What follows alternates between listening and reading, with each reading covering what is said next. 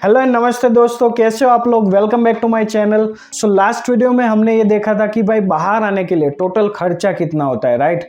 लेकिन इस वीडियो में हम ये देखने वाले कि इस पैसों का बंदोबस्त कैसे करेंगे। Since most of us belong to middle class families, हमारे पास इतना ऑन हैंड पैसा होता नहीं है, ठीक है। सो हमको कहीं ना कहीं से अरेंज करना पड़ेगा। सो लोन लेते वक्त कौन कौन से फैक्टर्स को ध्यान में रखना चाहिए, क्या क्या एलिजिबिलिटी क्राइटेरिया होते हैं, क्या क्या डॉक्यूमेंट्स रिक्वायर्ड होते हैं, इन सब के बारे में मैं आपको इन डेप्थ बताने वाला हूँ इस वीडियो में। सो मेक श्योर करें आप इस वीडियो को एंड तक जरूर देखें। एंड अगर आप मेरी चैनल पे पहली बार आ रहे हो देन मेक श्योर कि आप वो लाल बटन दबा के सब्सक्राइब जरूर कर दें। सो जैसे ही आपके यूनिवर्सिटी या कॉलेज से ऑफर लेटर आ जाता है, आपको ये देखना है कि कितना अमाउंट आप घर से पे कर पाओगे एंड कितना अमाउंट को आपको फाइनेंस करना पड़ेगा। सो अभी जो भी इंडियन बैंक से वो आपको अप टू 1.5 करोड़ का एजुकेशनल लोन देते हैं, ठीक है। लेकिन एक चीज जो कि बहुत ही इंपॉर्टेंट है, मैं आपको बताना चाहूंगा कि अगर आपको लोन की रिक्वायरमेंट है तो भाई जितना जल्दी हो सके उतना ये प्रोसेस कर लेना, बिकॉज कई बार ऐसा लोन सैंक्शन होने से पहले ही आपकी डेडलाइन निकल जाती है, because it's a long and tedious process. So हम सबसे पहले ये देखते हैं कि एलिजिबिलिटी क्राइटेरिया क्या क्या होता है लोन लेने के लिए। द फर्स्ट रिक्वायरमेंट इज जो भी लोन एप्लीकेंट है वो एक इंडियन सिटीजन होना चाहिए। द सेकंड रिक्वायरमेंट इज जहाँ पे आपको जाना है, जो भी यूनिवर्सिटी या कॉलेज, वो रिकॉग्नाइज्ड होना चाहिए एंड उसका आपके पास ऑफर लेटर होना चाहिए। The third point is loan applicant must be above 18 years of age, या फिर अगर वो नहीं है तो फिर उसके मम्मी पापा को ये लोन लेना पड़ेगा। सो आई होप इन एलिजिबिलिटी क्राइटेरिया को फुलफिल करते होगे। अब बारी आती है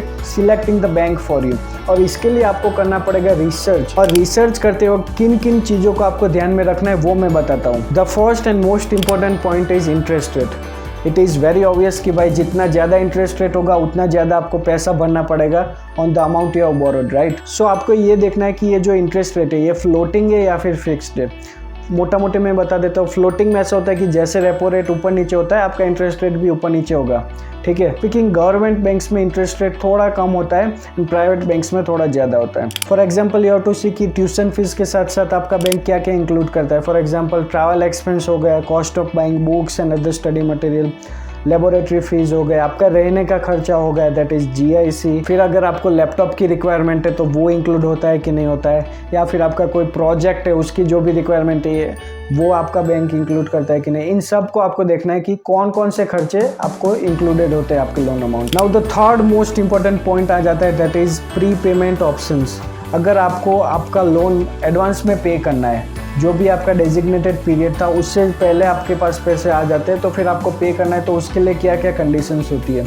मोस्टली गवर्नमेंट बैंक्स में कोई चार्जेस नहीं होता है, आप कभी भी प्रीपे कर सकते हो अपने लोन को।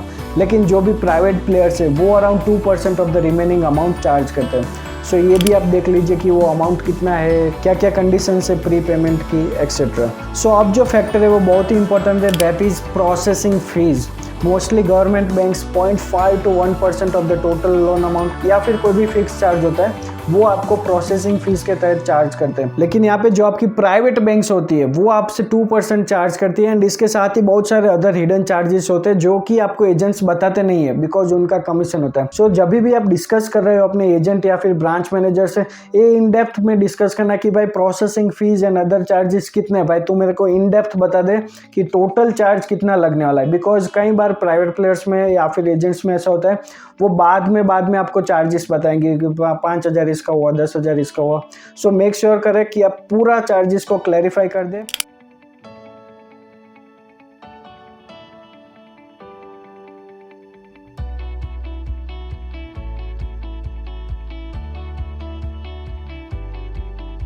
अब जो इसके बाद का पॉइंट आता है वो है कोलैटरल के बारे में, कि अगर आपका लोन 7.5 लाख से ज़्यादा है और वो सिक्योर्ड लोन है तो फिर आपको कितना कोलैटरल रखना पड़ेगा।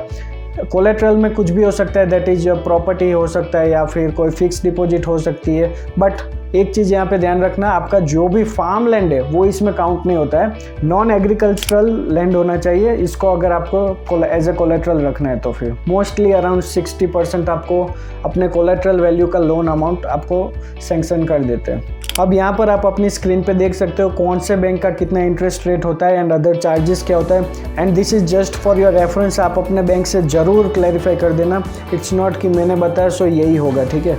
अब हम अपने थर्ड पार्ट पे आ जाते हैं कि लोन लेने के लिए क्या क्या डॉक्यूमेंट रिक्वायर्ड होंगे। सो सबसे पहले आप अपने बैंक से एक लोन एप्लीकेशन फॉर्म ले लेना।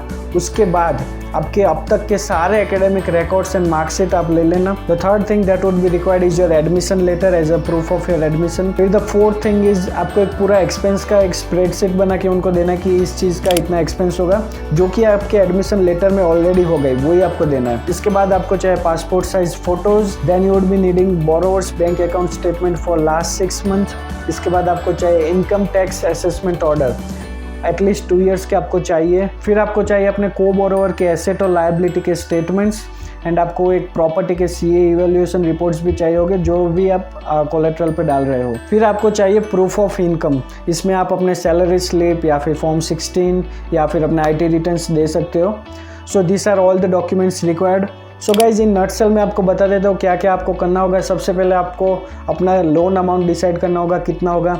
इसके बाद रिसर्च करना है, आपको अपने घर के आसपास जितने भी बैंक्स है वहाँ पे रूबरू में इन पर्सन जाके आपको ब्रांच मैनेजर या फिर वहाँ पे जो भी लोन का डिपार्टमेंट है वहाँ जाके आप डिस्कस कीजिए हर एक पॉइंट जो भी इस वीडियो में मैंने बताया। आपको एक एक चीज़ के बारे में एक एक बैंक से डिस्कस करना पड़ेगा कि आपके बैंक में क्या क्या फैक्टर्स है, क्या क्या इंटरेस्ट रेट है, क्या मॉरेटोरियम पीरियड है, जो भी फैक्टर्स मैंने बताए सारे फैक्टर्स को आपको लिख देना है, अपना एक लिस्ट बनाइए। एंड वन मोर थिंग, जब भी आप रिसर्च के लिए जाते हो या फिर जब भी आप लोन फाइनलाइज करते हो, आप अपने साथ कोई भी एल्डर या फिर अपने पेरेंट्स या फिर को बोरोवर इन सबको रखना भी, जिससे कि क्या होगा कि अगर आप कोई पॉइंट मिस आउट कर जाते हो तो फिर उनके ध्यान में रहे एटलीस्ट, ठीक है। Because by loan is very crucial thing and thus it is very important कि इससे जुड़ी हुई हर एक छोटी से छोटी चीज़ आपको पता होनी चाहिए। एंड जैसे जैसे आप जितना ज़्यादा रिसर्च करते जाओगे, जितने ज़्यादा बैंक्स एंड बैंक मैनेजर से आप मिलोगे, उतना ही आपको क्लैरिटी आता जाएगा and you would be wise enough to decide कि आपको कौन से बैंक से लोन लेना है, ठीक है। So guys that's it for this video अच्छा लगा है तो लाइक जरूर कर देना, कमेंट करके अपनी क्वेरी या फिर डाउट मुझे बताना and do share it with your friends and family. ऐसे इन्फॉर्मेटिव एंड हेल्पफुल कंटेंट के लिए आप सब्सक्राइब जरूर कर देना and turn on that notification bell so that you never miss any of my videos. See you in next video, bye bye, take care.